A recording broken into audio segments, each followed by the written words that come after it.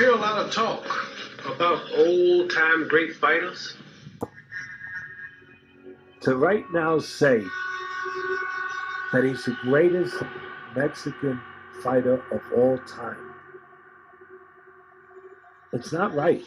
Canelo Alvarez is causing a huge debate among current boxing fans.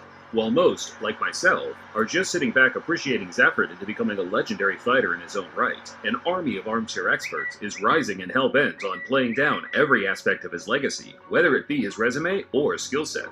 They paid him to go in the ring just to not give Canelo Alvarez no kind of nothing, no kind of competition. It was nothing. It was trash. Fans have the right to their own opinion, as out there as they can often be. But what has driven me to make this video is the ever-growing boxing journalists, particularly on Twitter, that seem to be creating a sort of fraudulent narrative around Canelo's name. I'm not Canelo's #1 fan, and today I will raise specific issues I have surrounding his career, but at the same time, scrutinizing various other aspects that lead me to believe we are witnessing the last of a dying breed, a genuine throwback fighter that deserves recognition while he's still an active champion. No ha sido fácil llegar hasta aquí. Es un logro más para mi familia, para mi equipo, pero sobre todo para todos ustedes, para todo México. Just how good is Canelo Alvarez actually?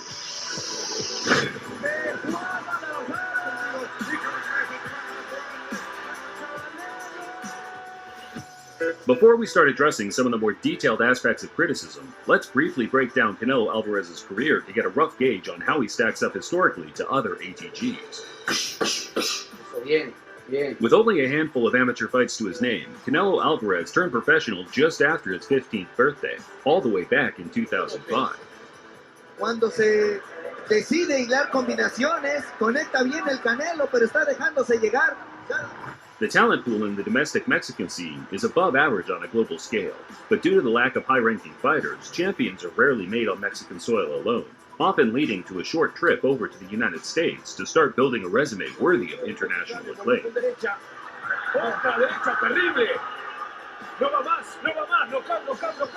Canelo impressed local fans while still essentially learning on the job, often beating them twice his age for a modest paycheck. Here is how Canelo stacks up against other past great Latino boxers after 30 fights. As you can see, there isn't much in it. It's not that these guys were ducking and dodging their way to a title shot. It's more related to the talent pool in Latin American countries. They had to build a fan base on their patch before moving to America and creating a legacy. Their ability to sell tickets at local venues is vital in funding the start of their career. Oh, what a combination! Canelo! Opening round. Oh, damn! And he goes down! This time, I don't think he's getting up. Fight by fight, Canelo started improving his resume, notching veterans and top contenders to his record. Matthew Hatton became his first victim as a world champion, whereafter he closed out his first run on HBO by essentially ending the championship-level career of Sugar Shane Mosley. These kids have beat me up, huh? I guess you could say that. Canelo took his career to another level once he joined Showtime Sports in 2012, where during his time on his new network, he carved out 2 impressive wins for his resume in Austin Trout and Erisland Lara, exceeded further by his first and only career loss against the pound-for-pound king, Floyd Mayweather Jr. Combination there by Mayweather connects to the right hand, and Canelo beginning to converse with Mayweather as he comes forward. There's a huge negative stigma surrounding these fights, and that's something I'm looking forward to addressing in later chapters today. No sé qué puedo decirle. Hice mi trabajo perfecto y fue tremenda mierda lo que hicieron. Canelo found his manpower during his mid-20s, stringing together consecutive destructive performances over guys that were simply not on his level. Is he proud or is it all over? Now it's over. All over. It's over. He's knocked him out cold. Now it's time for him to take the risk. He got to quit hiding behind the flag and fight Triple G. Yeah, of course, Canelo, he's a special guy. He's not a regular champion. Triple G, is there anything you'd like to tell Canelo? Good luck in September. La suerte es para los mediocres, my friend. With Mayweather and Pacquiao more or less out of the frame for pound-for-pound contention, Canelo joined a group of fresh faces trying to claim the new #1 spot. Gennady Golovkin was another amongst those names, and because he competed only 6 pounds Canelo Sr., a showdown between the two was inevitable, and, in the eyes of many, would decide the new flag-bearer for boxing. Upper body movement from Canelo, pressuring his opponents and landing power punches. to the body by Canelo Alverez. Good right hand from Triple G. Yeah, it was. Now we're looking good early in this fight. Their styles gelled to produce a genuine all-time classic where the two Iron Chin gladiators slugged out a controversial draw before Canelo adapted his style in the rematch a year later to earn, in the eyes of many, a slightly less contested decision. Although, I have a contentious view on both of these fights, which I'll share in a later chapter. But to have Canelo Alvarez winning 118, 110, that judge needs to be tested now. Once Golovkin was out of the way, it was open season for every fighter from 160 to 175, which included Daniel Jacobs, Billy Joe Saunders, and Sergey Kovalev, three top guys in their respective weight class. Always caught him with the left hand, and his balance went completely.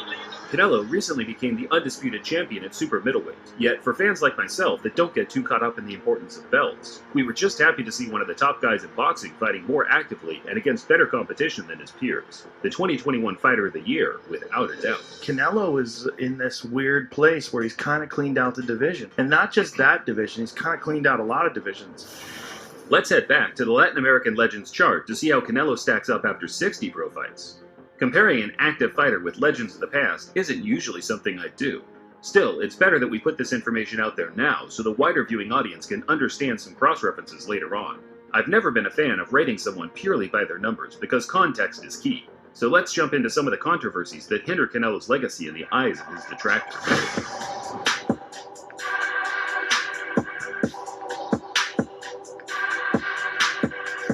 Canelo has accumulated so many controversies over the years. I just went ahead and created an iceberg so we could at least categorize them in a way that separates genuine blemishes from far-out theories. But you know why they won't do that? Because they don't want to actually catch Canelo's cheating. Because if, God forbid, you catch this guy cheating again and you got to spend it for 2-3 years, then you all lose money and it's a big problem. I'll try not to give my opinion on any of the entries by simply relaying the facts or theory, using the evidence or argument that is often made for each case.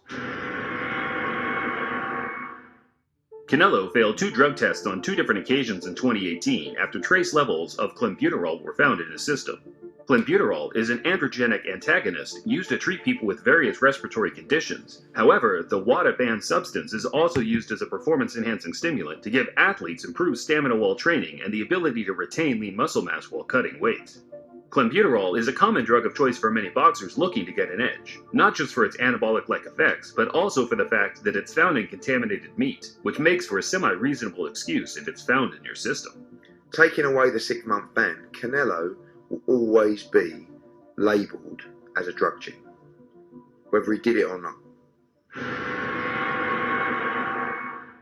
Gentlemen, vamos.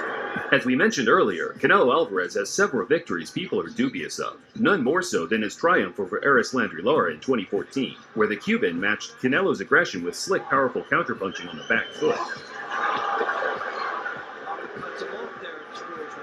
I've watched this fight numerous times and still don't have a conclusive winner. BoxRec lists 89 sports media members who scored the contest 114-114 as average overall. It was a close fight, but not a robbery by rational standards. That's a good observation. He's stacking with more confidence in these rounds than he was earlier. Quite a comical one that every boxing fan agrees on, as CJ Ross's 114-114 scorecard suggesting Canelo deserved a draw against Floyd Mayweather in 2013 reeks of corruption. Majority decision. Maybe CJ Ross had a bathroom break during the fight. I don't know. CJ also scored Bradley beating Pacquiao a year prior, which again was outlandish, to put it mildly. That CJ Ross, that criminal, that corrupt or incompetent, whatever you want to call her. I don't know what she is, but this is the second time she's done this. The right man got the decision in the end, but that didn't stop the Nevada State Athletic Commission from relieving her of her duties, thankfully indefinitely. Some people think Canelo won them both. Others think Triple G won the pair. Canelo won, Golovkin won.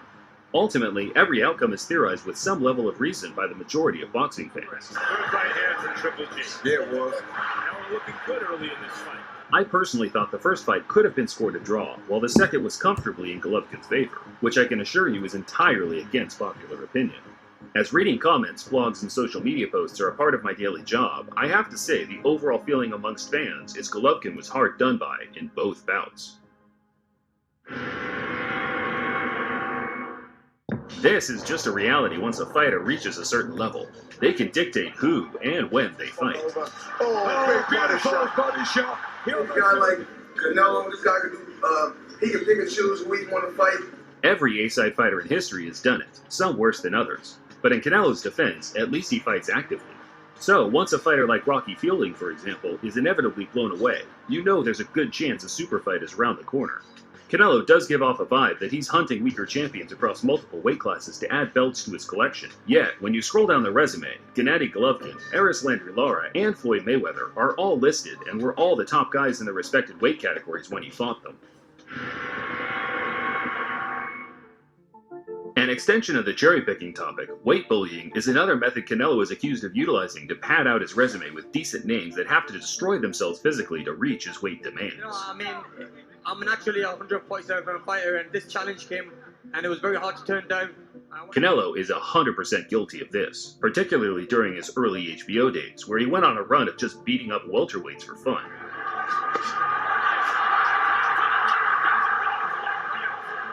Dare I mention the Josecito Lopez fight? The guy was a super lightweight thrown in as a sacrificial lamb for Canelo to pulverize on his Showtime debut.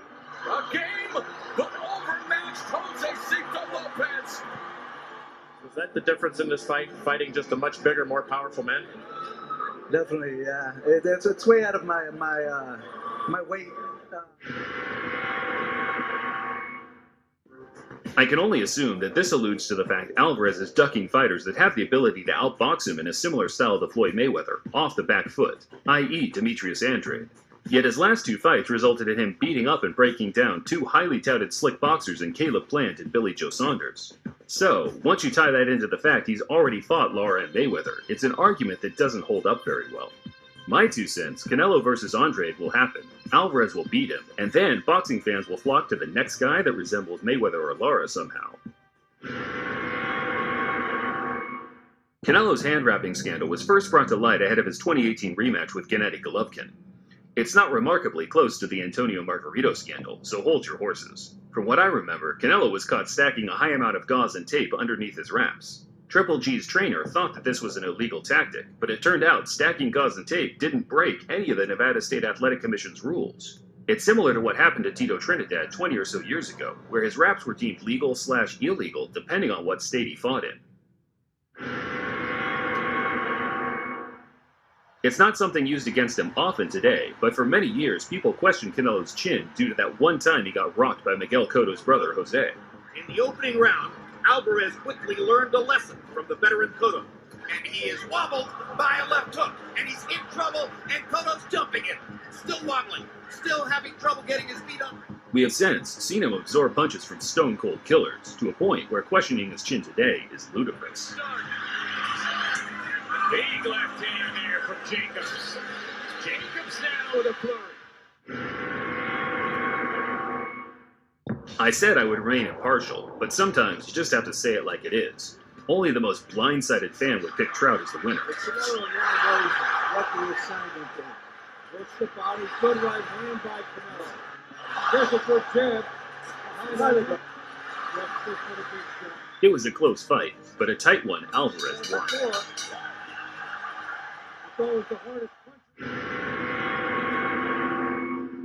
We had to put the most outlandish at the bottom, but in complete honesty, it's not something I'd write off, considering some of the wacky stories I've covered just on my YouTube channel alone. Parker had arranged for a mysterious corner team that poisoned him throughout the bout, obviously without his consent. Kovalev was winning the fight against Canelo, unsurprisingly so, granting his natural size advantage and elite skill set that, in all fairness, was fading with age. And then, boom, everything just fell apart in a matter of seconds and Canelo scored a brutal knockout. Always coming with a left. People question the legitimacy of the KO based on something just not feeling right, and I get that. But finding a motive where Kovalev losing on purpose would benefit him financially is difficult. You know, all jokes aside, no, he got hit with a good shot. He got hit with a hook. His legs got the wobbling one way. Then Canelo brought the right hand back. I mean, he punched straight through him. It's not a dive. He got hurt. He was tired. He was worn down. Canelo put a lot of pressure on him. He waited for him to wear down. He went to the body good, and he caught him, man. Alvarez took a leap of faith that night and dared to be great. I admittedly tweeted he should take it and run, but here we are in 2022, and the Mexican is planning on an even more daring stunt.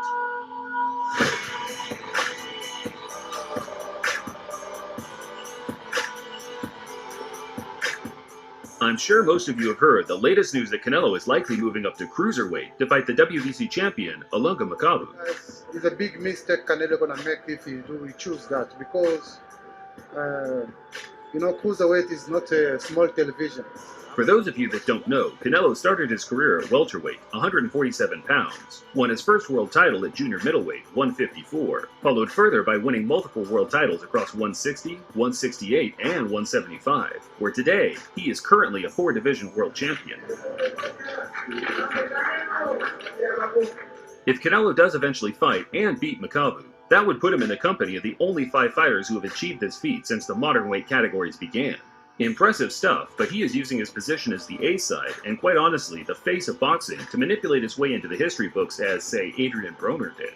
Well, yes and no, but I lean much closer to the no side. Canelo isn't planning a 2 or 3 pound jump up like, for instance, Donnie Nietes or Kazuto Ioka have done to become multi-weight champs, which is almost like a natural progression with age for the smaller guys. Canelo is moving from 168 directly to 190 and facing a legitimate world champion that has earned his stripes against Dmitry Kudryashov, Tabiso Mchunu, and Olanrewaju Duradola, all of which would obliterate any fraud trying to capture a strap at 190. And the right hook from Makabu.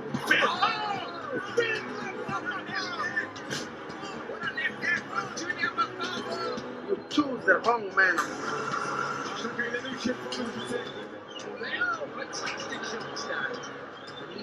You understand? I'm coming for you. Look, Canelo and Eddie, they want to make history. They want to do things that prove how great they are, and that's another example. If they can beat Makabu, I'm not sure whether I'm just getting old or the punches I took in sparring during my youth are starting to catch up to me, but I'm beginning to agree with more and more opinions coming from the controversial boxing writer Dan Raphael, who in this tweet indirectly calls out the BS being spouted out by the likes of Mike Coppinger. How a prominent reporter for boxing can have such an entitled outlook regarding this event is baffling. I think if Canelo were fighting someone like Kudryashov, a non-champion at 190 that Makabu has already beaten, everyone would be praising the idea that Canelo is moving to cruiserweight. Yet, because he's getting an immediate title shot, this sort of Canelo's cheating his way to greatness stuff is starting to gather weight. I'd take a Briedis fight over Beterbiev at light heavyweight. I think he's a better chance. Briedis is an amazing fighter, by the way. Let's see how he does against Makabu before we start mentioning Maris Briedis. I distinctly remember an old shot Sergey Kovalev giving Canelo a bit of a boxing lesson before he got flattened, and that was at 175. Getting to his head, good left hand there from Kovalev. He was backing up just slightly, gave himself a bit of room. Oh, of course, Mike, I forgot. Why doesn't Canelo just do what Roy Jones did against John Ruiz and start displaying a level of athleticism that he could only dream of, even if he only weighed 140 pounds? There are weight categories for a reason, and while I can admit that Makabu isn't the most skilled champion in boxing, he's tough and can punch like hell, which will be a new challenge for Canelo as he'll essentially be in a battle of brute force against a naturally much bigger man. What a stupid comparison. Canelo, unlike Jones, will be in the pocket against Makabu, trading shots. I have no doubt he could win the fight in this manner, but to suggest it'll be an easy blowout based on what Roy Jones did to Ruiz all those years back makes no sense to me at all. I was 5 times better than a Bernard Hopkins and anybody else that you've seen in the last 12 years, understand?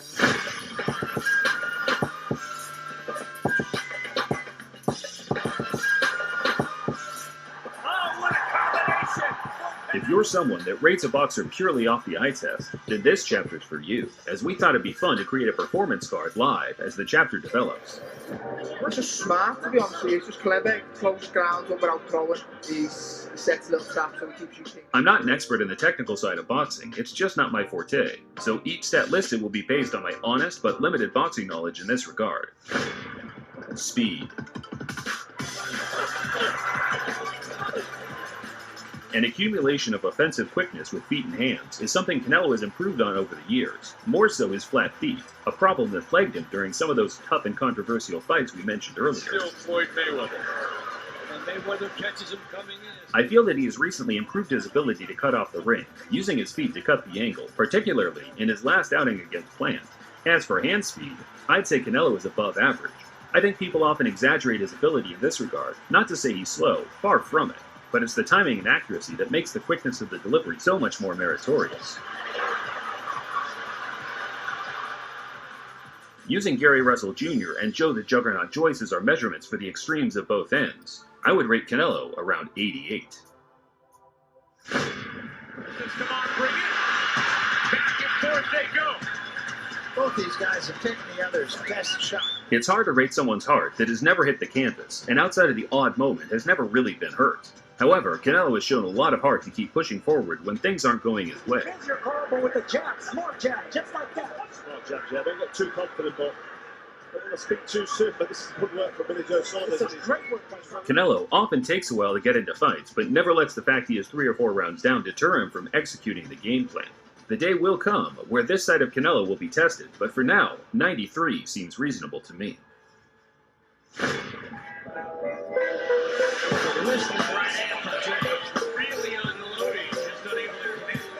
OG fans around here know that I don't slack when it comes to making a highlight reel. And about 2 years ago, I made one for Canelo's defense, breaking down every round from every fight that has footage, roughly 40 from what I remember. Lots of jabs, nothing landed. However, Canelo is moving and not punching. As good as the moves look in a highlight reel, Canelo often uses defense as more of a showboating tactic, getting into the head of his opponent while taking a round or two off. Oh, good shot, Golovkin. Terrific right hand. I love it from the viewer's standpoint, but the real flashy stuff is only winning style points. Canelo's bread and butter comes from being the more shrewd and astute fighter in the pocket. This usually involves him getting tagged a fair amount. The times Canelo does put defense and attack together in harmony always looks great because he's an exceptional, accurate counterpuncher. I think 87 is fair, but could see how someone would rate it higher. He's never going to give up. His legs are up there. Power is about more than just the ability to clean someone's clock. It's the accumulated effect it has on even the most conditioned opponents. Canelo can knock people out with one shot, as we know, but breaking fighters down with raw power punches to the entire upper torso is what makes him the special fighter he is.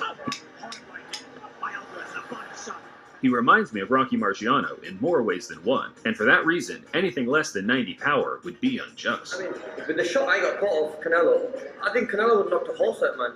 I mean, when he hit me, you know, it was going to be like